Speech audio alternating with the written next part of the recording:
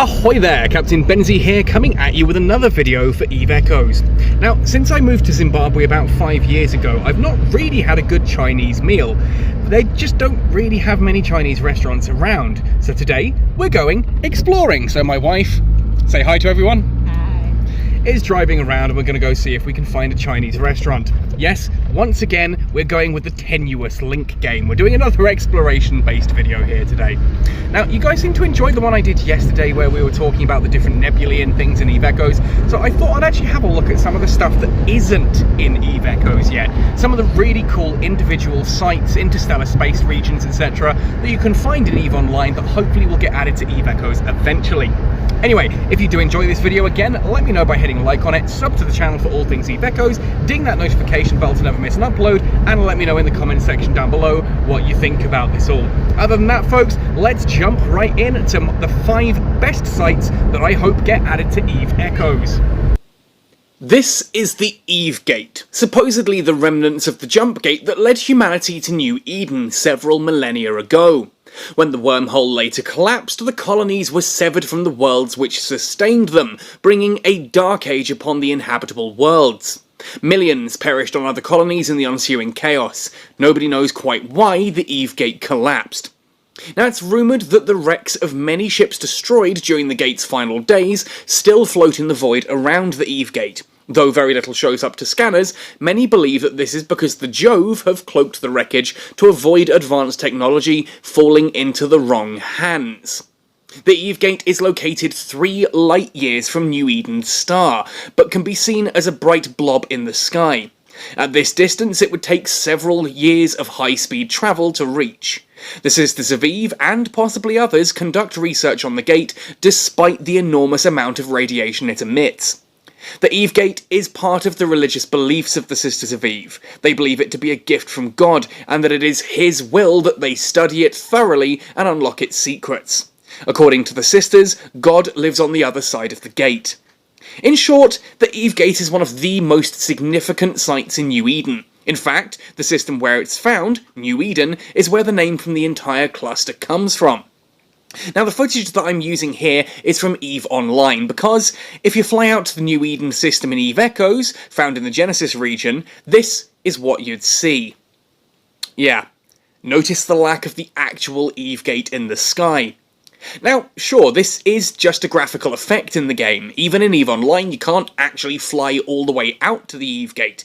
People have tried, and there doesn't actually appear to be anything there. For all intents and purposes, it's just a cool glowy effect in the game's skybox. But it's significant. It forms part of the backstory of New Eden, the history of the game. It gives a tangible sense of place to New Eden, and helps players to connect with the universe that they're playing in. Many capsuleers will eventually dare a kind of pilgrimage through Losec, risking predation by pirates out to the Eve Gate to view it for themselves. Whilst the Eve Gate may just be one of the most visually spectacular and significant sites missing from Eve Echoes, it isn't the only one. With Eve Online having just received a new update adding even more of these wondrous spectacles to discover, let's talk about my top 5 sites that I want to see added to Eve Echoes.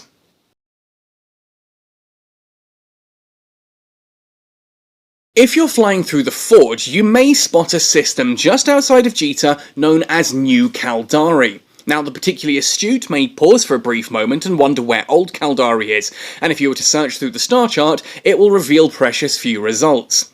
Luminaire may be the home system of the Galente, but it's also the ancestral home of the Kaldari.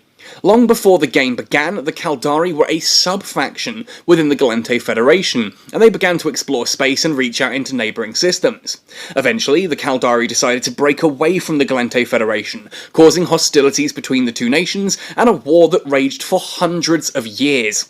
Eventually, Concord helped broker a reluctant peace between the two nations, with the formation of the Galente border zone, but relations rapidly degraded, culminating in an attempt by the Kaldari to seize their ancestral homeland from deep in Galente space by bringing a Leviathan-class Titan, the Shigeru, into low orbit over the planet. The resulting fight was spectacular, with players fighting alongside NPC dreadnoughts, and resulted in the Shigeru's eventual destruction.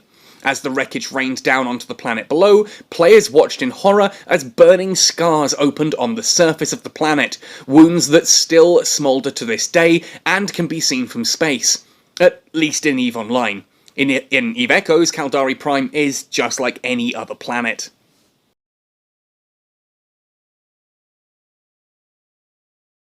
Moving from one of EVE's most famous wars to another, the Mechios graveyard in the Sarum Prime system at the heart of the Amar Empire.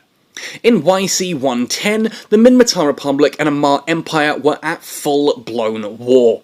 The Minmatar had assembled the now legendary Elder Fleet, a massive armada built in secret over decades, and were sweeping through the Amar Empire, liberating slaves and heralding the return of both the Nephantar and Stark Manir tribes to the Minmatar Republic. The invasion had been sudden, and the Amarian navy struggled to respond and muster any form of defence. It was beginning to look like nothing could stop the rampaging Elder Fleet from reaching the throne world. Morale in the Amar Empire was at an all-time low, but it was decided to amass a last stand at Sarum Prime, a single jump away from the centre of the Amar Empire, though it was seen merely as a heroic attempt to delay the inevitable. Then, rumours trickled in that Jamil Sarum herself was leading a fleet of ships, astonishing since she was supposed to be dead. As an heir of the Sarum family, Jamil was forbidden by the right of sacred flesh from using cloning technology after her death in the succession trials 5 years earlier. Shortly after her arrival, a massive explosion occurred over Sarum Prime, destroying the Elder Fleet over the planet in a single blast, in a victory powerful enough to rout all of the remaining Minmatar forces from Amar space. The method of this victory, though, remains a secret to this day. Many Amar will simply point to the kind of divine intervention that occurs frequently in scripture. Others hint at ancient superweapons, but whatever the case, Jamil Sarum took her secret with her to her second grave. At the site of this event, the Amar have erected a statue of Jamil herself in pure gold, staring out across the wreckage of the Minmatar fleet ahead of a holographic representation of her own fleet.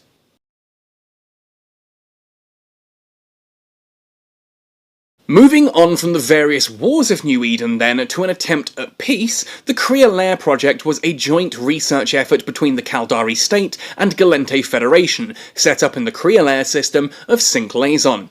With heavy involvement from both Devol Laboratories and the Ishikone Corporation, the project was initially very successful, producing several key blueprints that are still in use today. As is so often the case with Gallente-Kaldari relations, however, things went downhill quickly, and this time spectacularly. Several valuable blueprints went missing from the laboratory, and after a short investigation it transpired that Ochro Gariushi of the Ishikone Corporation had masterminded the thefts, justifying his actions by claiming that Kaldari ingenuity was the driving force behind the project. This then naturally resulted in the Gallente Federation immediately pulling funding from the project, which in turn shut down several parts of the research facility and caused many of the scientists to abandon and desert the project. With both the Kaldari State and Gallente Federation pulling out of the project, removing funding and protection, the facility was left largely abandoned in low-sec space, with the remaining scientists barricading themselves in and refusing to leave.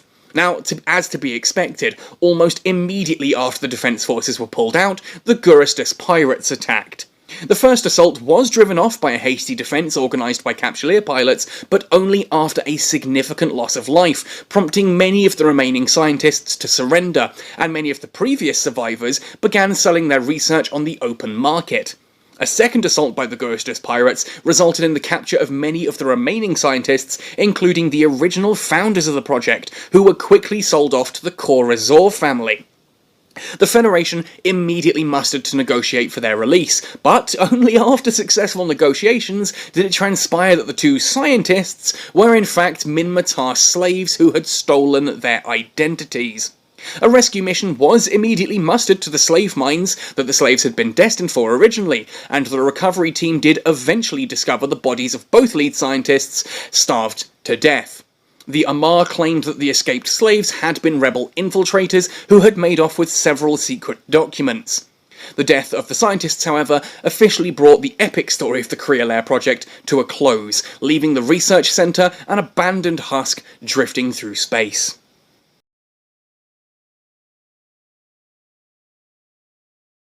The Eternal Torch was designed as a symbol of hope. When the Minmatar announced their independence from the Amar Empire, they constructed the Eternal Torch above their homeworld of Matar, in Pater, as a symbol of the undying freedom, the resilient spirit, and the eternal passion of the Minmatar people.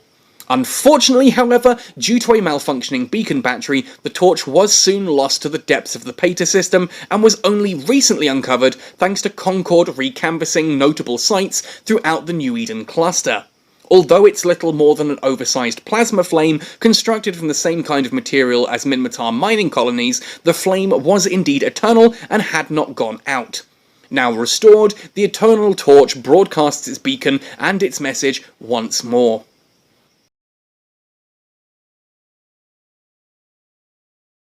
Of course, there could be no more iconic and beautiful a sight to be added to Eve Echoes than the Eve Gate itself. We started this video with it, and we'll end off on it again.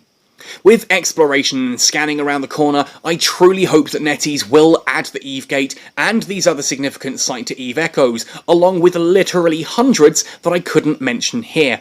They're great fun to find, and the significance of these sites adds depth and flavour to an otherwise cold and hostile universe. Beyond this also, there are several exciting sites in EVE Online that have been created by, or for, the players. Monuments to the great explorers like Cartier-Say, a graveyard of capsuleers who we have lost in real life, and even the wreckage of the first Titan ever created.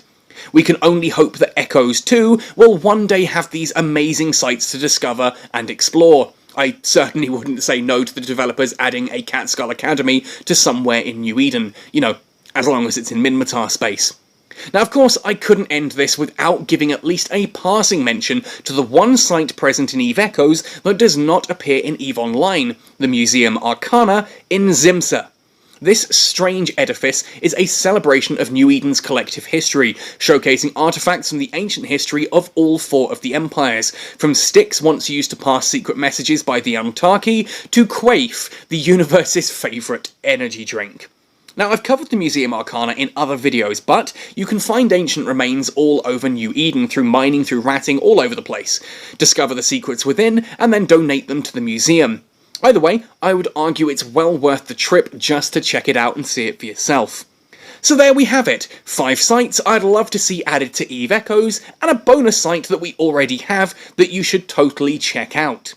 If you like learning about the history and lore of New Eden, do be sure to check out the Hitchhiker's Guide to New Eden, found by opening your ship's onboard AI.